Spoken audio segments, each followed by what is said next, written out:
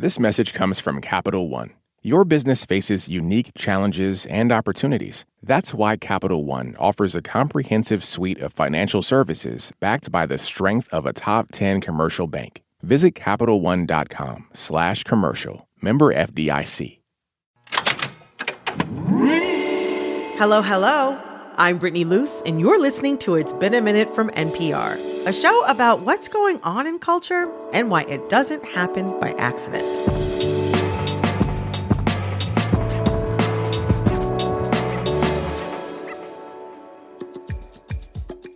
I like to feel seen when I go to the theater or turn on the TV as much as the next person. But to keep it real, there are more than a few shows, movies, and plays that have made me tired of capital R representation. I'm not going to name names, but as a Black woman, sometimes I feel like stories that are marketed to me are actually talking past me or trying to explain my identity and experiences back to me when I just want to be entertained. It's tiring, but also kind of boring. And it leaves the most compelling and surprising stories about Black life on the shelf, which is why I am so excited to be talking to a phenomenal playwright whose work has been slowly changing the face of American theater while also expanding the way Black people define our identities for ourselves. Her name is Jocelyn Bioh. Jocelyn is a first-generation Ghanaian-American playwright whose new play, Jaja's African Hair Braiding, is nominated for 5 Tony Awards this year, including Best Play. Jaja's follows a day in a braiding salon in Harlem and the lives, fears, and passions of the ladies inside. Today, we're talking about the everyday magic of your local braiding salon, the key to laughing through adversity, and how her plays might be the perfect remedy for the social media diaspora wars. Jocelyn, welcome to It's Been a Minute. Thank you. Okay, so to start off, you have described the genre that you write in as African comedy. Mm-hmm. What does that mean? And what is your approach to that style of humor? Well, I think what has been really interesting is that the narrative around a lot of stories that center African people or are set on the continent are usually ones of struggle, strife, war, rape, AIDS, famine. Mm-hmm. But that's not the only narrative. And in theater, I found specifically that was kind of the singular narrative that existed. And when I was first trying to get my plays out there, most people turned the plays away because they were like, well, you're kind of ignoring insert whatever political issue was happening during the years that the play is set in. And I was like, okay, but I'm not writing about that political issue or that thing. I'm writing about these everyday people living their everyday lives, just like how we here in America are at war with who knows how many countries right now, but you and I are still sitting here having a nice time, chatting on a podcast, because we are everyday people living everyday lives. It felt like Africa or African and comedy could not work together. And so I just was like, well, I'm just going to say that that's what my writing is. So I totally just made it up, but it's also like, it's not made up because there's people right now somewhere in Africa who are sitting as you and I are having a conversation, and we'll go and have lunch and have a nice evening, whatever it is. And they deserve to have a play written about them. So that's kind of been my thesis statement with all of my work, is this like, how do we add to the conversation of how the diaspora is being reflected and not make it one singular thing? One big theme throughout your work is cross-cultural, diaspora-wide, intra-community tension. And your newest play, Jaja's African Hair Braiding, which is up for 5 Tonys. 5 Tonys this year, including sound design, scenic design, set design, costume design, direction, an honorary Tony Award for hair and wig design, which was incredible. And of course, Jaja's was also nominated for Best New Play. Yes. Thank you. Yes. Which, if you win, would make you the first Black woman to win the award. Black women have been nominated before, but you would be the first one to win if you won this year. Yes, which is wild to say. There's been 77 Tony Awards, or 76 rather. So it's a sad and sobering statistic. That is the truth. To talk a little bit more about Jaja's, it's set in a braiding salon. Yeah. The set you had was unbelievable for that. It felt like so many braiding salons I had been to in New York City. Yes. So it was just like I was like, oh, there's a braiding salon just like this, literally around the corner from my apartment. But I wonder, what's unique about the hair braiding salon that makes it fertile ground for a play? Well, I mean, really the people who come in and out of there. First, you have the braiders who work in the shop. Almost all of them are from various countries all over the continent, and they all have such a unique story as to how they came to be a hair braider. It's not like they got on the plane, came to this country, and were like, this is what I'm going to do. I've had hair braiders who were studying to be nurses. I've had hair braiders who they had already been a teacher or a lawyer in their country. And then you have the customers who come into the shop. Yes. I mean, every single day. And it's like there's archetypes of characters who come in Yes. that are just like, wow, every single time I go to the braiding shop, there's always going to be a rude girl in here. Every time, different shop, but there's always going to be some rude girl in there. There's always going to be somebody loud talking on the phone. Yes. There's always going to be somebody trying to bring their baby in there, which, like, shout out to you. You know what I'm saying? It's hard. Childcare is hard. I get it, and expensive. But it's like there's always something going on in the shop. Oh, so much can happen in a day. So much can happen in a day. And it looked like the actors were really braiding hair. You all would find these ways to dim the lights and do a time lapse in the show. And then maybe a wig would get swapped out to really give the impression that we were sitting the entire day watching someone's hair get done. That was incredible. I heard that the cast all actually learned how to braid Yes. for the show, which is, I don't know how to braid. That's why I have to go. I have braids right now. You can see me. Yes. Okay. I can't even cornrow. I'm so sorry I'm saying this, but it's true. I can't even cornrow. Okay. It's not my ministry. Yeah. It's hard. Like, it's not easy. I mean, Yeah. why did you think it was important? It was important for the cast to know just how much actual physical labor went into what this job actually entails. And because of the intricacy of the wig design, there was going to be moments where they would have to braid on stage and trick the audience into believing that that's what's happening. But we had a brilliant wig designer, Nakia Mathis, who's our special honorary Tony winner. Congrats. Thank you on her behalf. She's the one who actually emphasized that we should have somebody to come in and do a braiding class. And so she brought in Susie Oludele, who... Hair by Susie. Hair by Y'all, Susie. for listeners who don't understand, Hair by Susie, so often I'll see some fly woman, famous with braids, and it's like, I check the Instagram tag, Hair by Susie, Hair by Susie. So Hair by Susie came in. Hair by Susie was our braiding consultant on the show. And there's another character in the play who is in there who's getting her hair braided for her birthday party, and she wants to look exactly like Beyonce. And so Nakia went and was just like, well, who did those lemonade braids? And it was Susie. Wow. And so she was like, well, that's who we need to bring in to be our braiding consultant. You had Beyonce as a braider. I know. Teaching your actors how to braid. She touched Beyonce's hands. Hey! Her hands touched Beyonce's head. Wow. Like, oh my gosh. She was amazing. She was so, so amazing. That's so incredible. Did you learn how to braid? Okay, well, I already know how to braid. Oh, flex. Okay. I do know how to braid, but I don't know how to cornrow, so I'm with you on that. So, thank you. You made me feel so much better. You're okay. Now. We're oh sisters. We're sisters in the cornrow struggle. Coming up, Jocelyn shares how her Tony-nominated playwriting may just have been influenced by The Real Housewives. We'll be right back.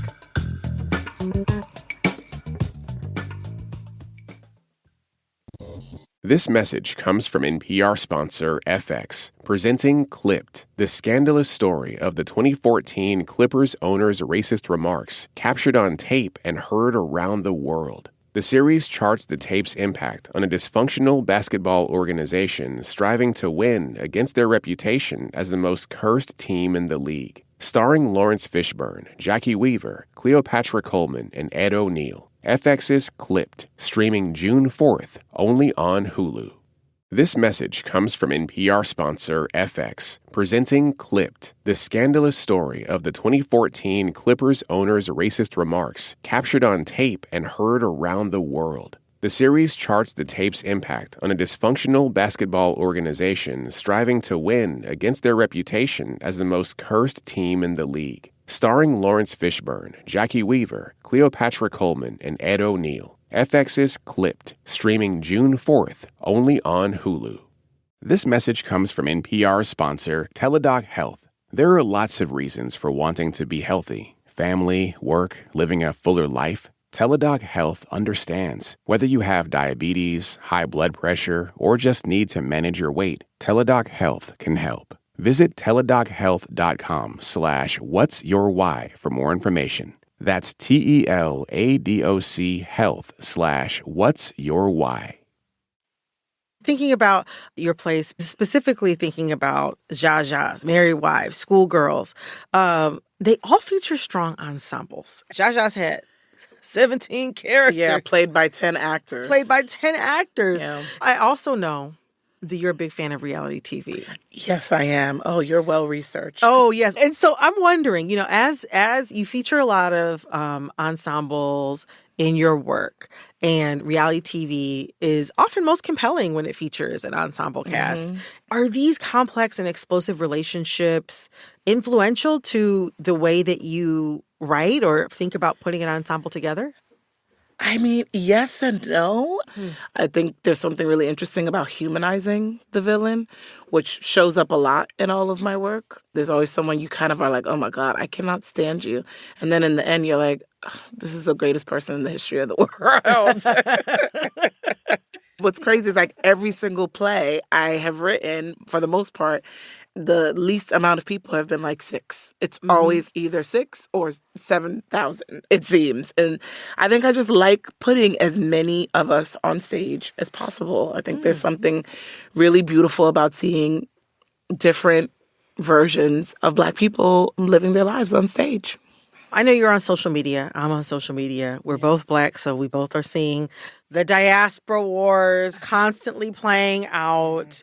It's always Black people from around the world or different regions calling each other out, trying to call people to the carpet. And so, as somebody who writes scenes of Black characters across cultures, coexisting and fighting, what do you think when you see these types of conflicts bubbling up online?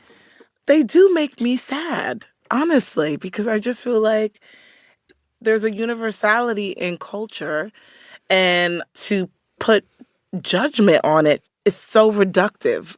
I'll say this. My mom is such a unique individual. That is like the best way I can describe. I've never met a person like her, and I never will. And many, many, many years ago, my grandmother passed, her mother passed. I went to Ghana with my sister, and we went to my mother's hometown where she grew up, which is a very small village called Aguna. I'm from New York, and it was so enlightening because it was the hood. Everything about it was basically like me walking through a like hood part of Harlem or Brooklyn. It was people running their own mom and pop, whatever. This one woman had like her own like little rice station, instead of selling ices, it was like rice. Rice, yeah.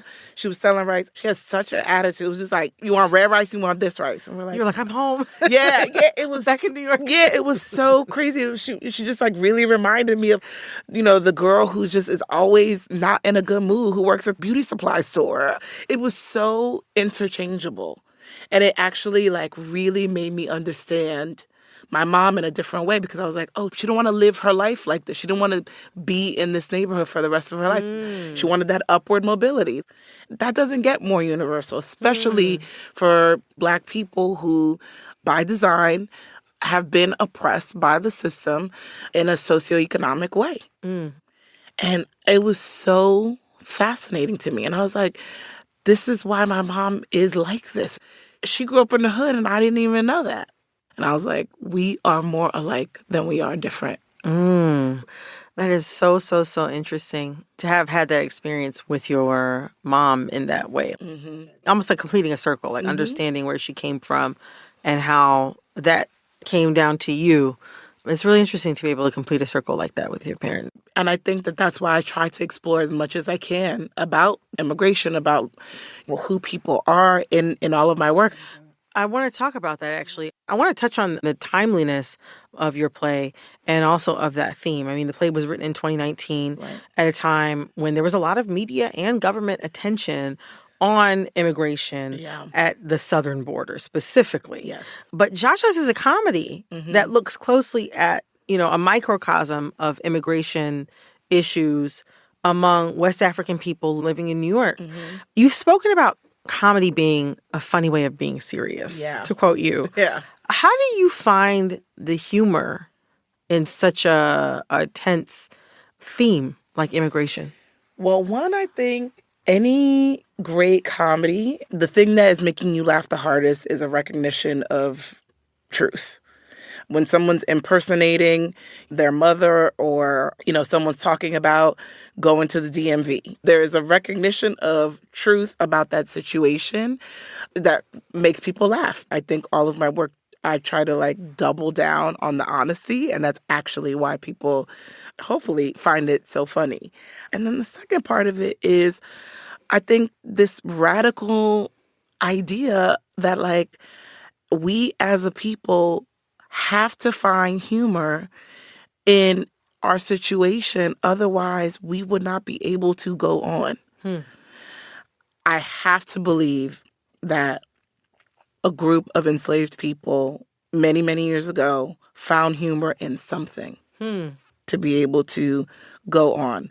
I have to believe that people in prison somewhere and are now living hard lives are finding humor in something to be able to go on.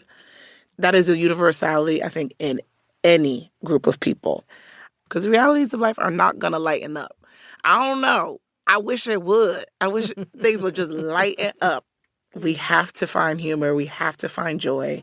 And we have to be able to laugh. Jocelyn, it has been so wonderful to talk to you. Thank you so much. Thank you. Thank you for having me. This has been great. That was playwright Jocelyn Bioh. Her play, Jaja's African Hair Braiding, is up for 5 Tony Awards.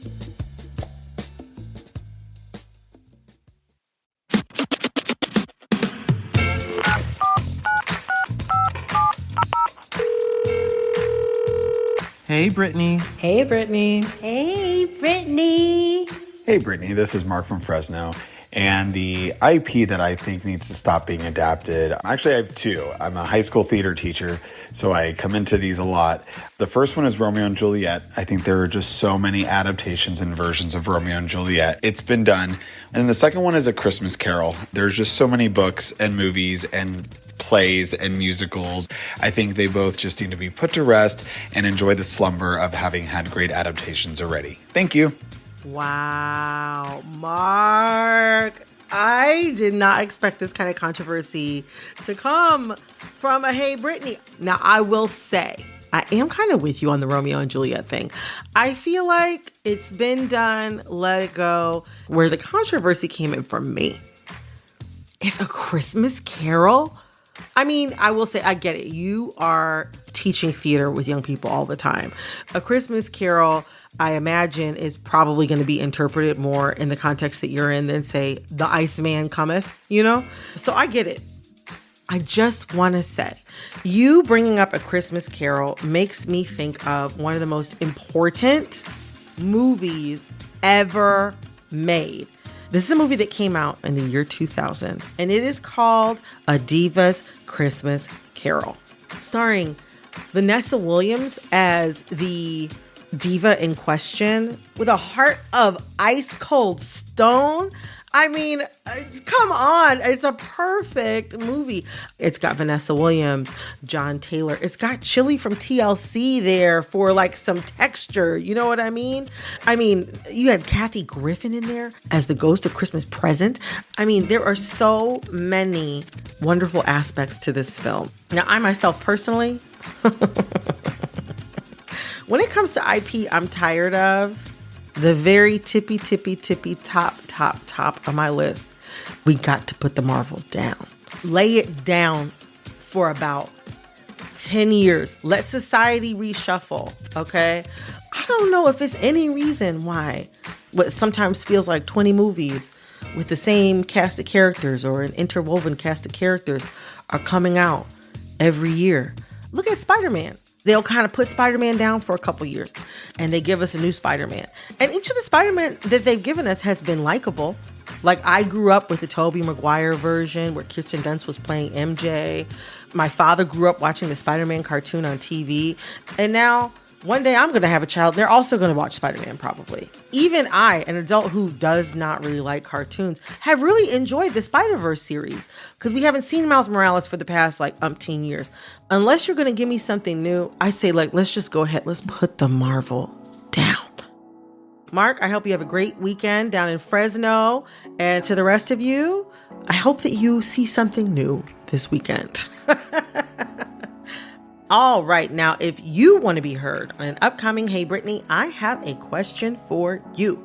Summer is right around the corner, so you already know we need a good soundtrack to get us through. So my question is, what is your prediction for the song of the summer? Right now, it's looking in some circles like Tinashe's Nasty may be taking over, but you tell me. Send us a voice memo at ibam@npr.org. That's IBAM@npr.org. This episode of It's Been a Minute was produced by Corey Antonio Rose, Alexis Williams. This episode was edited by Jessica Plachek. Engineering support came from Stacy Abbott. Our executive producer is Veralyn Williams. Our VP of programming is Yolanda Sanguini. All right, that's all for this episode of It's Been a Minute from NPR. I'm Brittany Luse. Talk soon. This message comes from NPR sponsor Acorn TV. Acorn TV is brilliant television told brilliantly, from charmingly cozy mysteries to daringly dark dramas. Visit acorn.tv for a 30-day free trial with promo code NPR. Acorn TV. Brilliant. Support for NPR and the following message come from IXL Learning. IXL Learning uses advanced algorithms to give the right help to each kid no matter the age or personality. Get an exclusive 20% off IXL membership when you sign up today at IXL.com/NPR. What does it mean to be Black in America? In NPR's Black Stories, Black Truths, a collection of stories as varied, nuanced, and dynamic as the Black experience, you'll hear it means everything. Search NPR Black Stories, Black Truths wherever you get your podcasts.